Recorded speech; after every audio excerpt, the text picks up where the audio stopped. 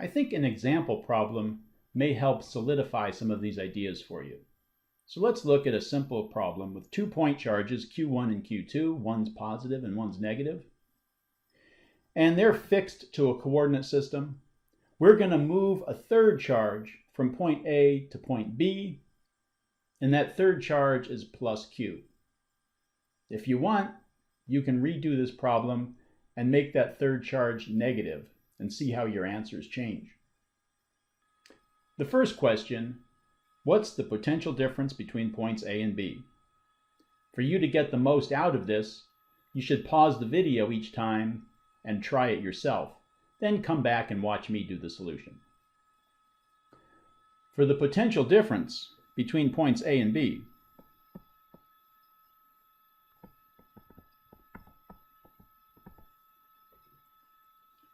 potential difference is always final minus initial. If we're going from A to B, the potential at point B is our final position, and at point A is our initial position. And we have 2 point charges that are contributing and causing the potential at point A and point B. The potential at point A is a combination of the potential from charge 1 at point A and the potential from charge 2 at point A.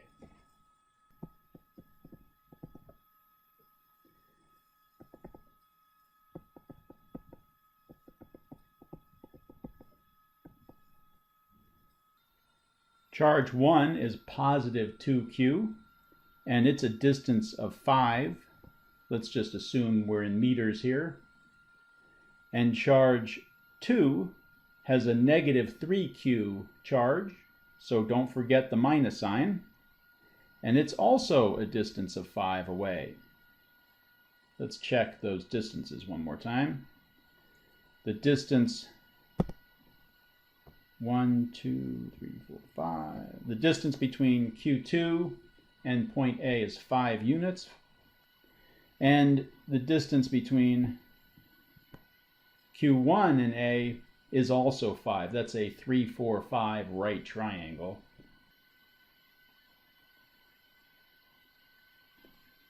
So we have 2/5 minus 3/5, negative 1/5 KQ for our potential at point A. Let's do the same thing for point B.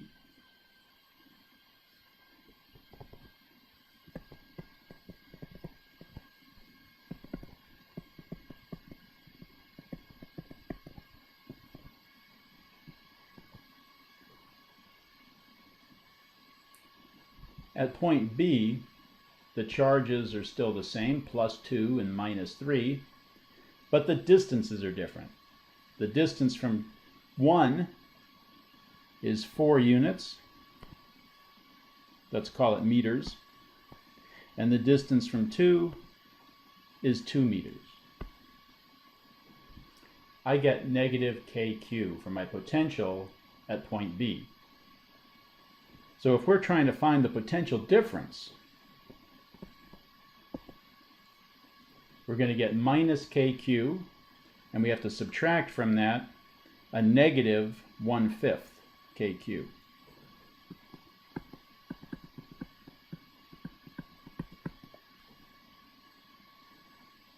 So our potential difference is negative. Ask yourself, how does that change if you're moving a negative charge between points A and B? Did you think about it? It doesn't change. The potential difference depends on the field that exists in that region of space. In this case, the field that exists in this region of space between points A and B is due to 2 point charges, Q1 and Q2. Delta V depends on that. It does not depend on the charge that we're moving at all. We can move a positive charge, we can move a negative charge, it doesn't matter. We can move a small charge, we can move a big charge, it doesn't matter. Delta V only depends on the field that exists in this region of space that we're interested in.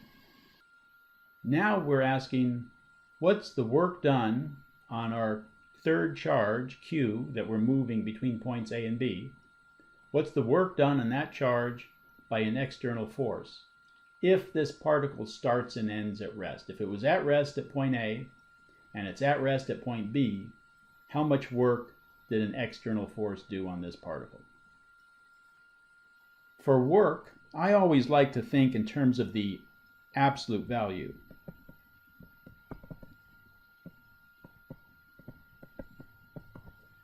And I find the absolute value of the work first, and then I decide, does this work have to be positive or negative?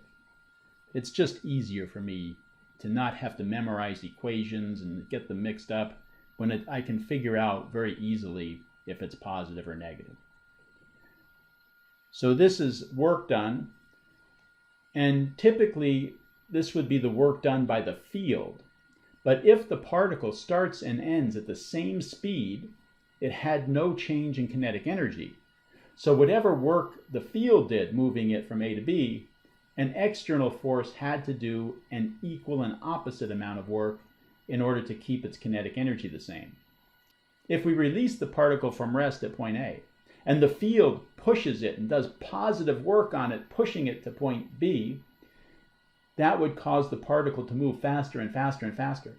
And if we want it to end at the same speed it started at, we would have to reach in with an external force and do negative work on it, slowing it down.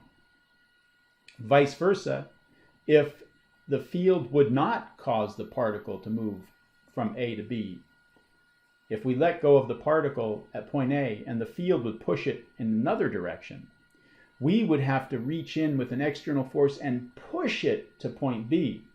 And if we want it to start and end at rest or at the same speed, the work done by the external force that we're pushing with would have to be exactly equal and opposite to the work done by the field. The work done is Q delta V. We just found delta V. We said Q was positive Q, but we're just interested in the sign. We're just interested in the magnitude right now. I know that the absolute value of the work done is 4/5 kq squared. Now I have to figure out the sign. Let's go back and look at our situation one more time. The potential at B is smaller than the potential at A. -1 times kq. -1 is a smaller number than -1/5 because we're talking about a scalar here. -1 is smaller than -1/5 is smaller than 0. That's why our delta V is negative, because the potential at A is greater than the potential at B. The electric field always points toward lower potential. So we know our electric field has to have some components, some part of the electric field has to be pointing from A to B.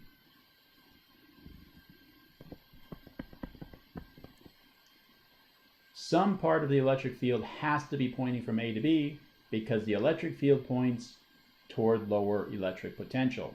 And the potential at A is greater than the... Our Q, little q here, that we're releasing at point A, is positive. Positive charges want to move in the direction of the electric field. They feel a force in the direction of the electric field. So the electric field is pushing on it from A to B. It's moving from A to B, and that means the work done is positive by the field. The work done by the field is positive. Let me write that here. We know the magnitude of the work done. Now we know the work done by the field is positive. If the external force does the exact same amount of work but the opposite sign, then it would be negative. So our answer for this problem, since it was asking for work done by the external force,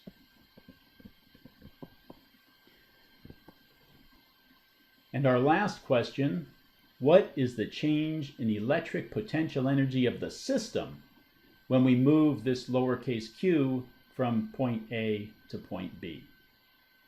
We know a couple of things about electric potential energy and work. We already used the equation on the right to find the work done.